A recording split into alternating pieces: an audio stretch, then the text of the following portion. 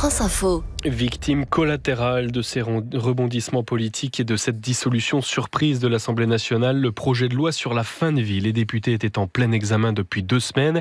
Les débats devaient reprendre aujourd'hui et jusqu'à vendredi. Solène Lehen, spécialiste santé à la rédaction de France Info, nous a rejoint. Solène, ces débats sont donc interrompus et cela marque peut-être la fin de ce qui devait être la grande loi sociétale de ce quinquennat. Oui, ce projet de loi, cela faisait des semaines que les députés travaillaient dessus. Il y a d'abord eu une commission spéciale composée de 71 députés qui, à partir de fin avril, a mené de longues auditions de professionnels de santé, de patients, de religieux ou encore de philosophes.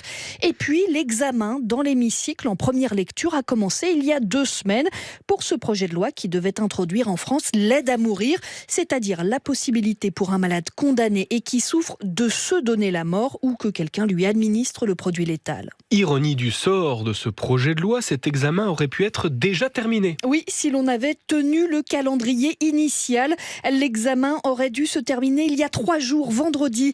Mais avec 3300 amendements à discuter, la majorité a préféré rallonger les débats d'1 semaine pour, je cite, se donner le temps et ajouter de la sérénité aux échanges.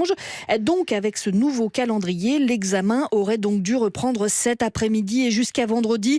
On en était à l'article 7 sur 21 articles. L'article 5 avait été voté, celui qui posait les grands principes de l'aide à mourir. Je dirais presque que le principal était fait pour la majorité. Alors quid désormais de ce projet de loi ? Alors si au gouvernement on parle de pause dans le texte, les services de l'Assemblée expliquent en substance que le travail effectué va partir à la poubelle. Oui, difficile d'imaginer dans quelques semaines qu'on reprenne les débats sur le reste du texte avec des députés différents. La seule possibilité désormais pour Emmanuel Macron, s'il tient au projet d'aide à mourir, c'est que le projet soit redéposé à l'Assemblée et alors le travail parlementaire devra recommencer du début. Solène Lehen pour toutes ces explications. Bonjour Jonathan Denis. Bonjour. Vous êtes le président de l'association pour le droit à mourir dans la dignité. Est-ce que c'est la fin pour vous d'un immense espoir ? Non, c'est un immense gâchis, surtout. Un immense gâchis, vous l'avez rappelé, à 9 jours d'un vote historique, mais pas un vote historique uniquement sur l'aide à mourir. Un vote historique également sur les soins palliatifs et les soins d'accompagnement, puisque les députés s'étaient prononcés pour un doublement des moyens mis à la disposition des soins palliatifs et des soins d'accompagnement. Donc, il y a cet immense gâchis, mais l'espoir doit rester. Moi, j'appelle à ne pas dissoudre, justement, le débat démocratique qui a eu lieu depuis la Convention citoyenne. C'est plus de 300 heures de débat, il faut le rappeler, entre la Convention citoyenne et l'Assemblée nationale. C'est plus de 3500 amendements discutés. Donc il est temps que les chefs de parti s'engagent à remettre le sujet dans leur programme, mais surtout s'engagent à poursuivre les débats dès l'ouverture de la nouvelle législature.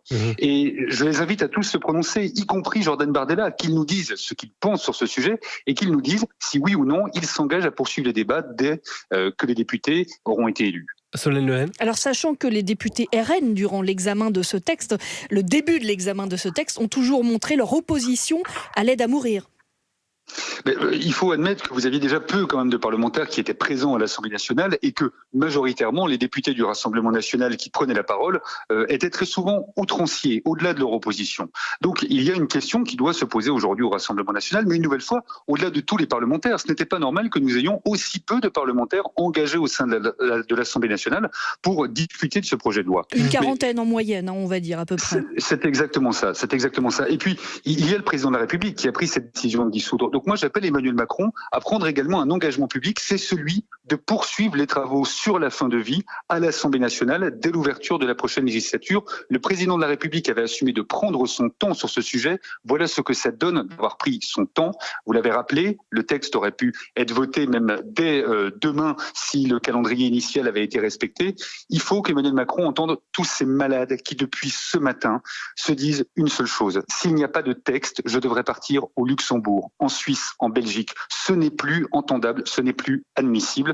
Et j'assumerai en tant que président de la DMD tout mon rôle dans cette campagne pour qu'on continue à porter ce sujet et que surtout le vote arrive rapidement. Vous avez conscience que ce n'est pas la priorité pour les Français. C'est en tout cas ce qu'a montré les résultats du vote pour les européennes.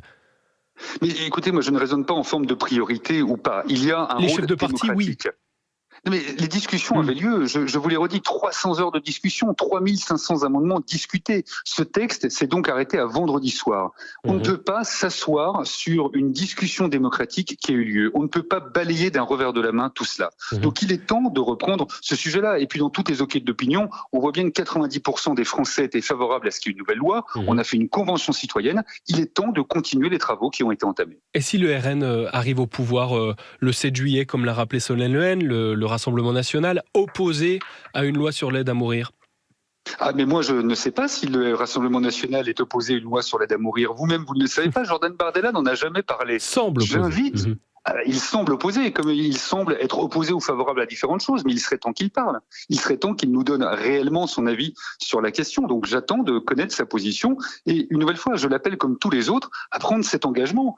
Pour ou contre, peu importe, il faut poursuivre ce débat qui a eu lieu. Alors poursuivre sur débat, mais sur quelle base? Sur les bases de cette mandature-là, de ces députés-là, ou à partir des conclusions de la Convention citoyenne? Puisque ce seront des nouveaux députés, c'est pour ça que je vous pose la question. Il ne faut pas oublier une chose, c'est que le projet de loi, c'est pas un projet de loi que gouvernemental, c'est un projet de loi qui a été travaillé de façon transpartisane entre des députés, entre des sénateurs. Il y a eu une dissolution de l'Assemblée, mais pas une dissolution du Sénat. Et puis, il y a eu tous ces débats au sein de la commission spéciale. Donc, il faut reprendre le débat là où il s'est arrêté. Ça me paraît quand même être le plus normal dans cette démocratie de poursuivre ces discussions.